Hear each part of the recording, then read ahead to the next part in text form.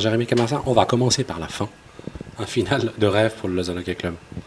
Ouais, je pense qu'à la fin, on a été vraiment opportunistes sur nos occasions. On a aussi, je pense, mérité de gagner ce match parce qu'au vu de l'ensemble de la partie, on était, je pense, meilleurs qu'eux. Et puis à la fin, ils ont un petit peu craqué défensivement. Alors, vous avez marqué très vite et puis finalement, ça se traduit par un 2-1 en faveur de la Chaux-de-Fonds au premier tiers. Même score au deuxième. Ouais, Chaux-de-Fonds, c'est une équipe qui joue beaucoup sur les contres aussi. On a vu qu'au deuxième tiers, ils en ont eu quelques-uns. Là, on aurait pu perdre le match.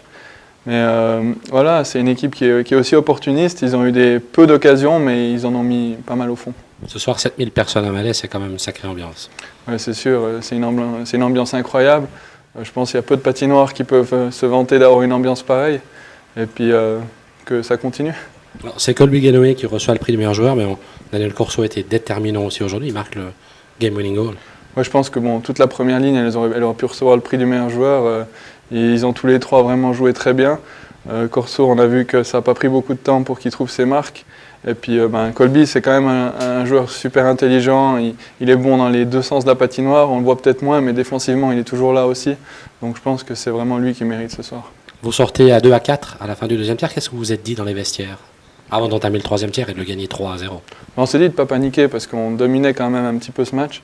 Et puis que si on continue à travailler fort, on allait avoir des occasions. Puis quand on en aura, il faudra les mettre au fond. Dimanche, c'est Viège. Ouais, c'est Viège. On les a joués il n'y a pas très longtemps, donc on sait comment ils sont. Je ne pense pas qu'ils ont une très bonne phase là. Alors ce sera à nous d'en profiter et puis de tout de suite mettre notre tempo parce que ce soir il y avait un bon rythme dans le match. Merci beaucoup, Jérémy. Je t'en prie.